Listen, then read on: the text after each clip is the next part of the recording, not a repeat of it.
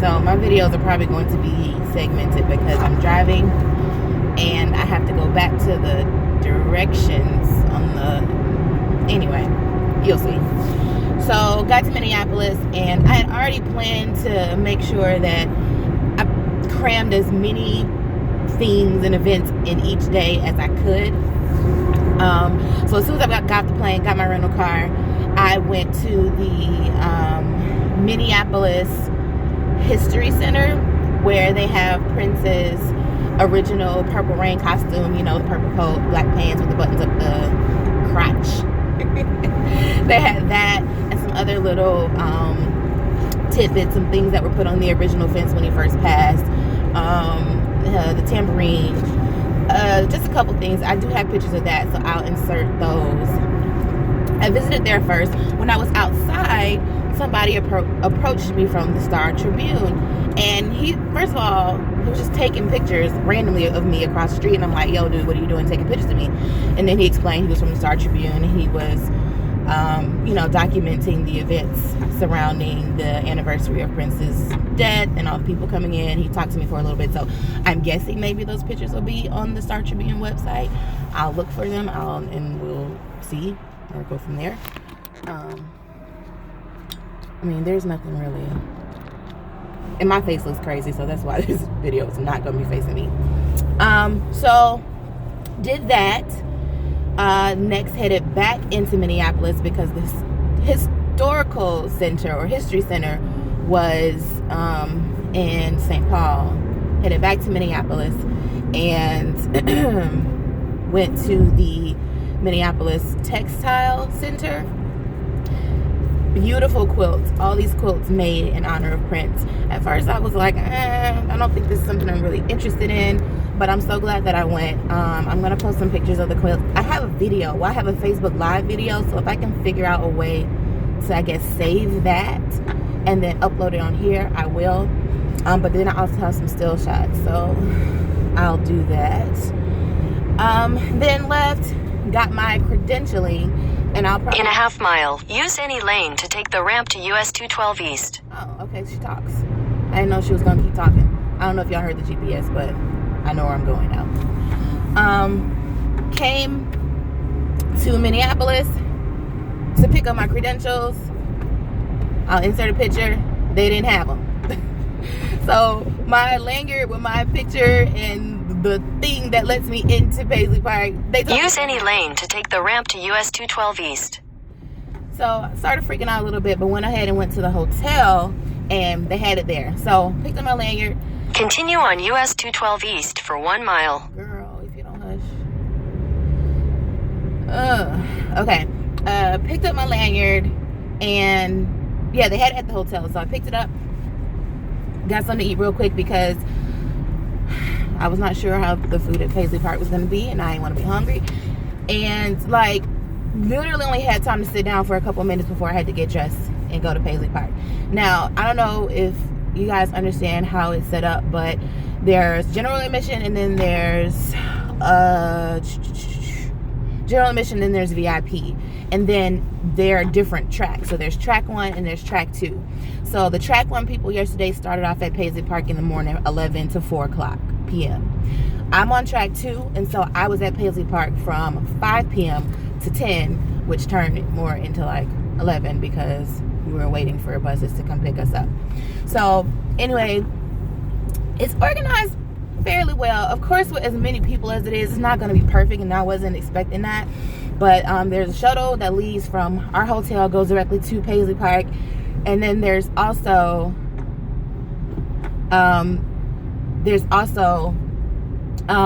we got a parking pass with our little package where we in 1,000 feet, take the Prairie Center Drive exit. There's also parking pass where we go and meet at this general location, this transit. Take the Prairie Center Drive exit. And then park your car and then get on a big chartered bus, and that drives you to Paisley Park. So that's what we did yesterday. In a quarter mile, use the right 2 lanes to turn right onto Prairie Center Drive. Right to what? Oh, this way? Oh, Lord. No, this has a diamond on it or something. I think I'm going wrong. Oh, no. Oh, you know what? This is so funny that I will pull up here just when I was talking about it. This is the place where we get on the bus to go to Paisley Park. So I came the wrong way, and I'm not supposed to be over here. These are the buses. So this is the station, I can show y'all since I'm here, that we park our cars and we just get on this bus, or not this one specific. Oh, maybe this one, I don't know. Anyway, park our cars. Yeah, I know, dude. I'm going the wrong way. Okay, he's gonna stop me. I'm going the wrong way, I know. I just realized it. Okay. So how do I get out? Be careful. Okay. So what? Be very careful. How do I get out? Go right underneath. Yeah. Turn around and go straight back. Oh, okay. I don't know where you're trying to get to. Walmart. Oh, okay. Go straight back out the way you came in. Okay. And take a left and a right. Left and a right. Okay. All right. So you turn basically and straight out. All right. Yeah. So funny that would come this way, but this is where we park our cars and pick up the bus, and then drive to Paisley Park. Now, I'll just get directly to walking into Paisley Park. I'm sorry, I don't want this video to be super long because y'all ain't gonna want to watch it. I wouldn't want to watch it, but, or maybe you do. Just documenting the whole experience. But I got it, dude. Thank you. Thank you, boo. So I'm trying to get my bearings.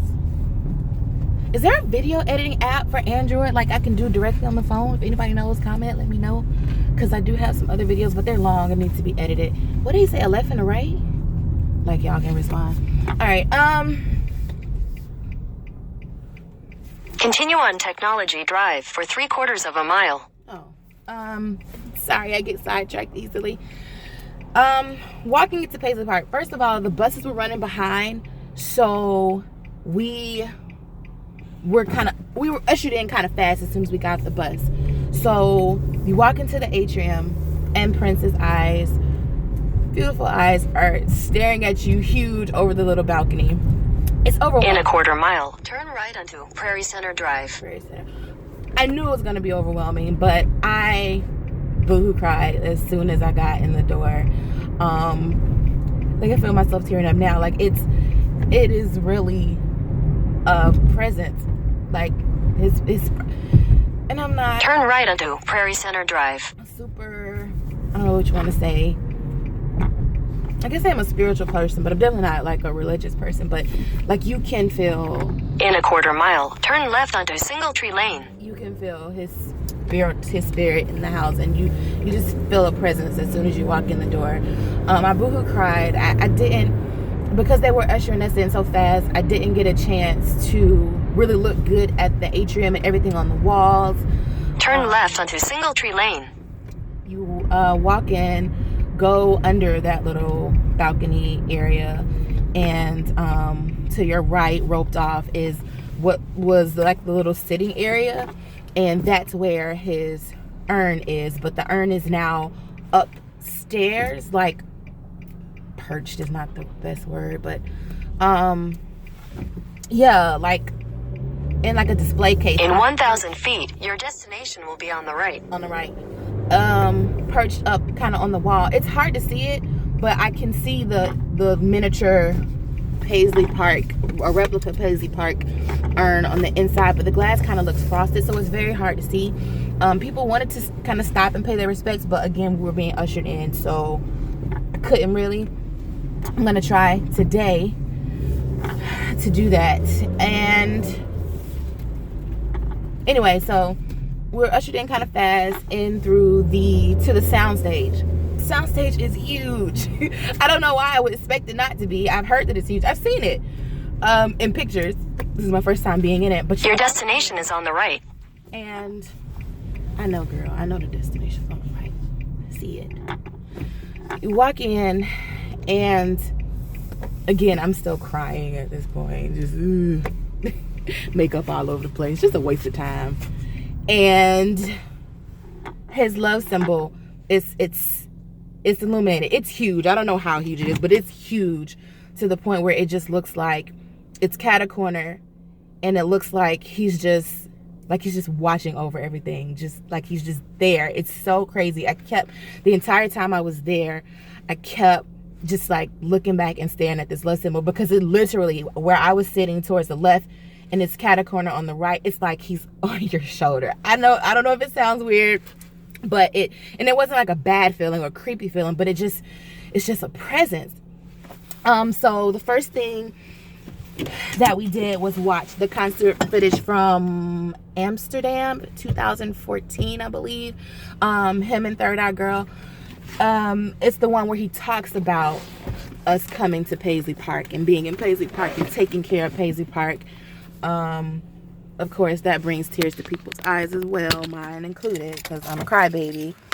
And I'm sorry if the video is going to be of random things, but I promise y'all I look a mess. So they done gave me this little bitty car. Jeez. Walk in, sat down, watched the video footage, which was cool because it just kind of brought you back to why you're there, you know, and that it's okay by him for you to be there because it's obviously something that he wanted. I hope that's not going to be loud for y'all. I hope you can still hear me. So after that, they kind of did breakout sessions. The next session for me was food. You were able to order meal plans beforehand. It was $100 for the whole celebration. I chose not to do that because of the whole vegetarian thing. But surprisingly, the food that I was able to purchase a la carte was better, or at least based on what the person that was with me said, our food was better than what the meal pass people's food was, in her opinion, and my opinion too. So there was not much to that. Where am I going? I ended up getting grilled cheese, Vermont cheddar grilled cheese with apples, and the best lemon cream cake that probably your mama made. The best. So it was fine. After that, we went back into the soundstage where there was a panel with members of the MPG, Morris, Tony M.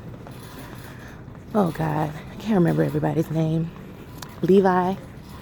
And they just gave little stories, anecdotes. I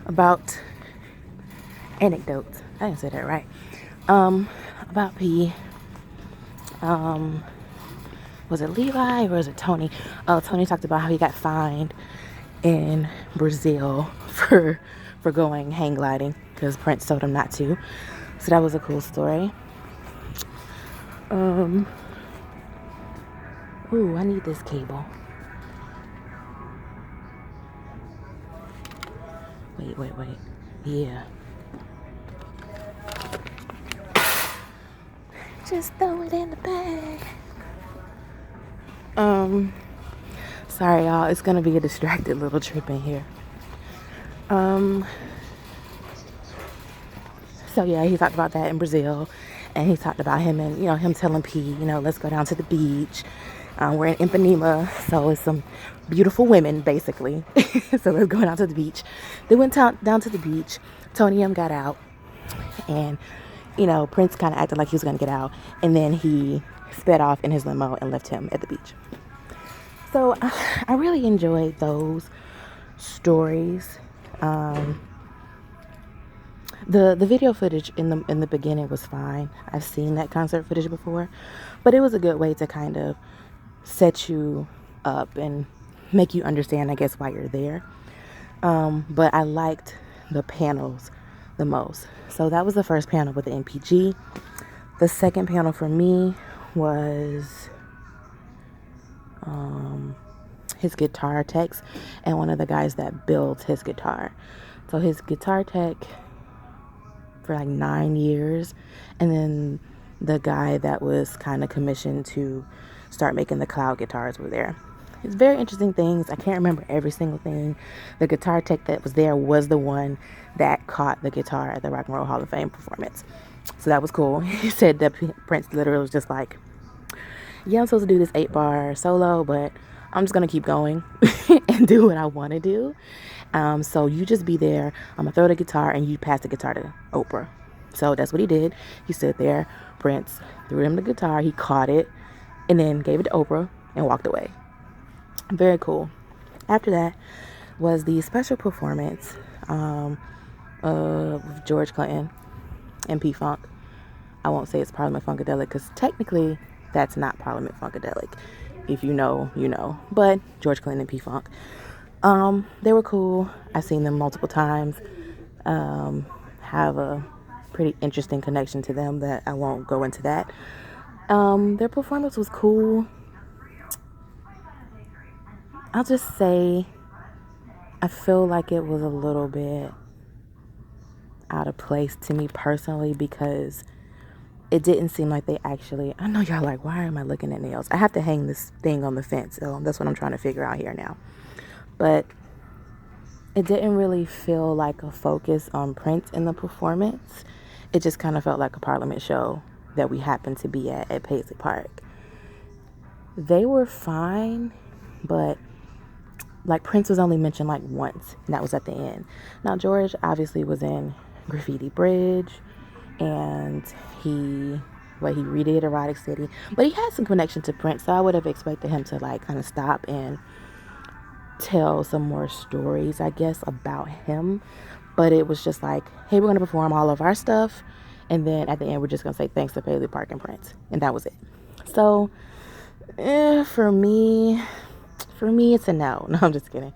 I just would have liked it better if there was a little bit more P focus in that performance, and I could tell that people were kind of sitting down, at least in my session, and were, just a little bit kind of over that, because it went on for, I think, from 8:30 until 10, so it was like an hour and a half show of Parliament, or of George. I'm gonna pause right quick and get out of here, and then I can talk about the candlelight vigil I went to last night.